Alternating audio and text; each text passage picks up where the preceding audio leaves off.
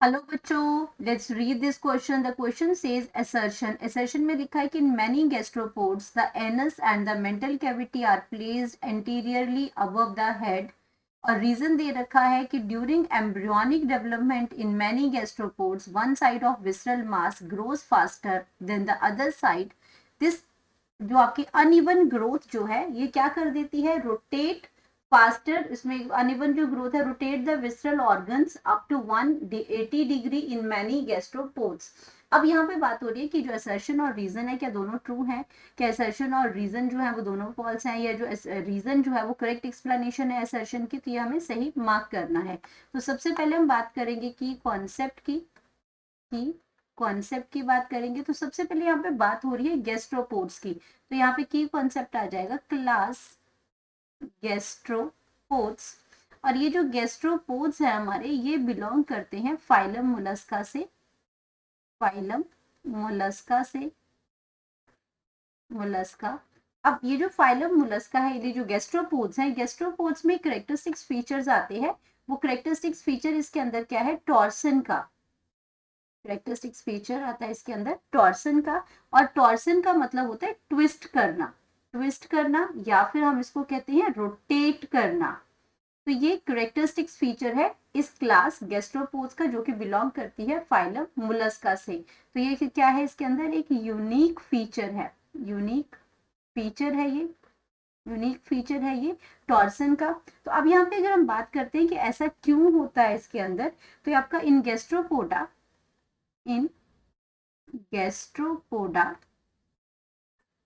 Gastropoda का जो shell जो होता है, शेल जो है ये एक सिंगल यूनिट से बनता है। Shell is made up of one piece, एक पीस से ये बना हुआ होता है, वन पीस से बना होता है। और अर्ली एम्ब्रियो जो होती है ये सिमेट्रिकल होती है, क्योंकि इसमें हमने कहा कि रोटेट हो जाता है। क्योंकि ये आपका, अगर मैं बात करती हूँ, ये हेड है और ये इसका क्या है, फुट है, हेड और फुट हो गया। अब इसके अंदर अगर ट्विस्ट की अगर आते हैं और फुट में ही आपका कहीं पे क्या है, एनस है, तो भी आपका ये रोटेट करेगा, तो यहाँ पे क्या हो जाएगा, एनस जो है वो यहाँ पे आ जाएगा। अगर ये रोटेट करता है तो एनस यहाँ पे आ जाएगा। तो हमने यही तो लिखा है कि जो आपका एनस जो है, और anus and the mantle cavity are place anteriorly above the head, ये आपके हेड के ऊपर चली जाएगी।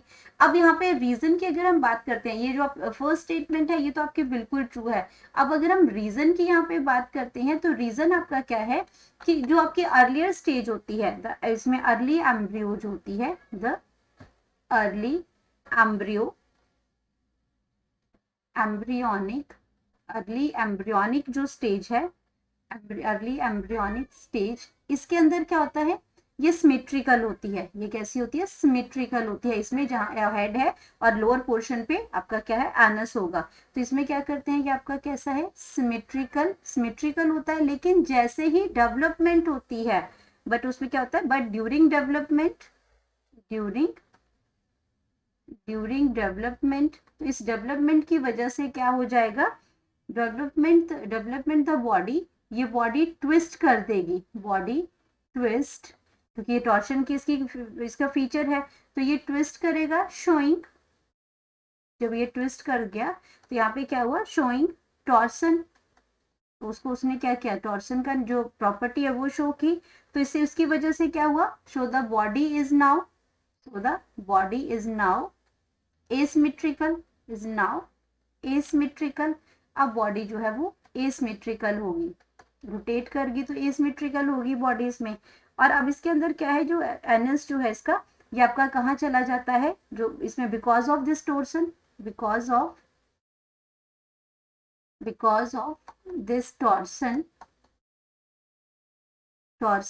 तो ये आपका क्या हो जाता है, टॉर्सन की वजह से जो अदर एनिमल्स जो एनस है, जो एनिमल का एनस है, एनिमल्स एनस आपको मैंने फिगर में बताया कि कैसे रोटेट हो जाती है, anus and mantle cavity, and mantle cavity. तो ये जो आपकी मेंटल, ये वाली मेंटल कैविटी जो है, तो मेंटल कैविटी ये आपकी कहाँ चली जाती है, ये शिफ्ट हो जाती है बोथ पोजीशन, बोथ यानी कि आपका anus and mantle cavity both जो है ये क्या करती हैं, both positioned position above the head, above the head पे ये चली जाती हैं रोटेशन की, टॉर्शन की वजह से। तो अगर हम बात करते हैं तो हमारा इसके हिसाब से हमारा क्या है, ये रीजन भी बिल्कुल सही है। और ये कैसे जो है वो एनस और मेंटल कैविटी है वो आपकी हेड के ऊपर चली जाती है, उसका करेक्टली रीजन भी दे रखा है। तो यहाँ पे हमारे पास क्या है, असर्शन भी ट्रू है, रीजन भी ट्रू है, और रीजन जो है वो करेक्ट एक्सप्लेनेशन ऑफ असर्शन भी दे रहा है। तो हमारा राइट ऑप्शन जो है वो ए बन जाएगा। तो बाकी सारे ऑप्शन ऑटोमेटिकली क्या हो जाएंगे, गलत हो जाएंगे, क्योंकि आपका यहाँ पे नॉट करेक्ट एक्सप्लेनेशन है, यहाँ पे फॉल्स आ रहे हैं स्टेटमेंट्स, यहाँ पे दोनों ही फॉल्स हैं, तो ये स्टेटमेंट गलत हो जाएंगी। तो हमारे पास जो करेक्ट ऑप्शन है वो आ जाएगा ए, तो जो करेक्ट एक्सप्लेनेशन के साथ है। तो यहाँ पे हम लिख सकते हैं अपनी करेक्ट ऑप्शन, करेक्ट ऑप्शन, और करेक्ट ऑप्शन हमारे पास आ जाएगी option A. Hope you understood it well, best of luck.